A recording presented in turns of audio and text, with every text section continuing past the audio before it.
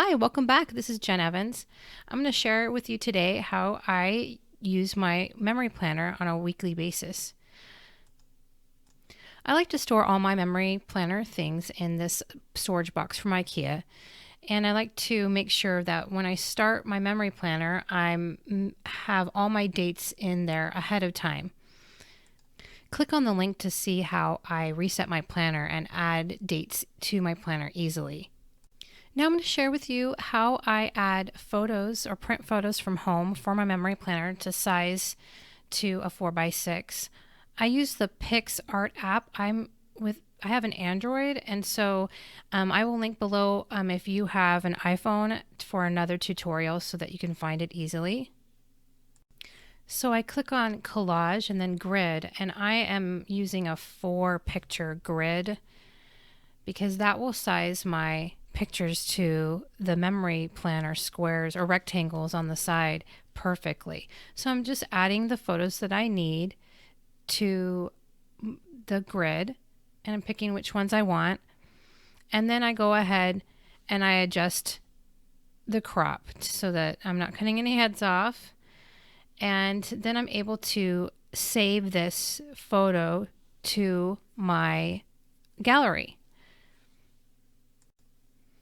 It's now rendering the photos and keeping them together as a collage. So then now I'm able to click on save and it will save it to my gallery.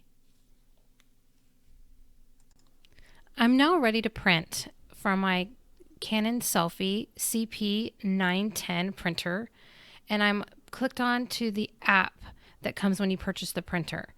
And I click on photo print, and it's going to show me all the pictures that are in my gallery. I'm going to click on the 2 pictures that I just made in PixArt, and I'm going to click on print. And then it just pops up this screen here where it shows me whether or not I want a border or not. So I'm going to click on that so you can see when you click on border, change settings, and then to border, you're going to see that there's an option to click borderless or bordered. And I want bordered because that's going to make sure that my collage that I just made is not cropped when it prints. Now I'm going to click print, and it's going to print from the home printer. And it goes in and out a couple times to get all the colors through. And I pretty much love to use this printer as my memory planner printer. I don't usually use it for other scrapbooking projects. I like to print locally, but for my memory planner, I love being able to save money quickly on a 4x6 and put 4 pictures on a page easily. I like to, when the photos are done printing, bring it back to my workspace, and I like to crop them to size.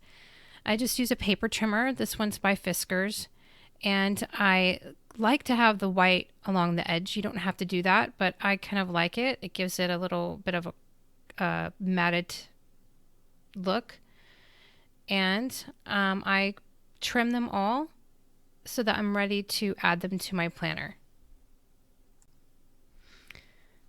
Then I go ahead and I get my adhesive out. I'm using a dry adhesive. I recommend that for your planners. And this one is one of my favorites by American Crafts. It's called Sticky Thumb, and it's a permanent adhesive. So once you add it to your page, it's not going to come off.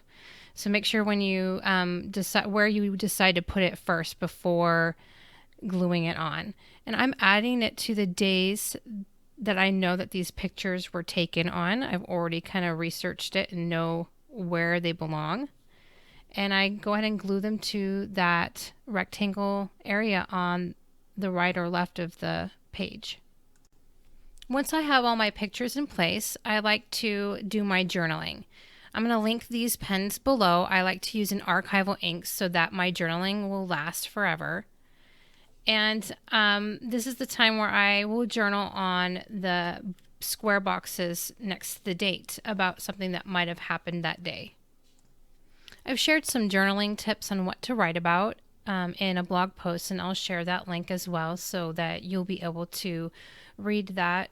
And it kind of tells my story of why I write about what I do in my memory planner. If I have a hard time remembering what happened that day, I will use my phone to help jog my memory. The photos really help. The date of the photos that were taken in my settings on my phone really help jog my memory. And also, I might use a text that was sent or an email to help me tell the story a little bit better as well. And at this time, if I make a spelling error like I did right here, instead of all school read it should be read in. I am right now just leaving it because I'm not going to do a bit of a scribble. I might get some whiteout and fix it later. Although I have kids, I'm making sure that I add personal things about myself as well. I know that when my children are grown, they'll want to read this memory planner and learn a little bit more about who their mom or who their dad was. When I'm done with my journaling, now it's time for decorating and adding pretty stuff to my planner.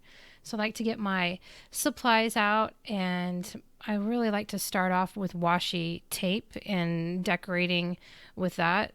And here I have my Heidi Swapp stash, and I like to pick out some colors that match the planner, which pretty much all her washi really does a good job of matching the planner. Here I'm using on the washi booklet, and just to help get it off the backing a little bit easier, I use a stylus tool.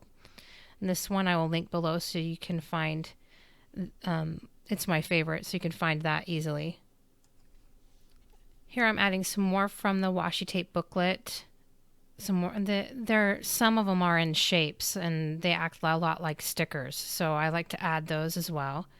And here I'm deciding where to put some of the Heidi Swapp washi tape. This one's the mint, from the mint set, and this one is from the black and white set, or I guess it's just black set. There's some white in that, but there's also black. I like to kind of balance the washi on both sides. Here I'm using some mink embellishments.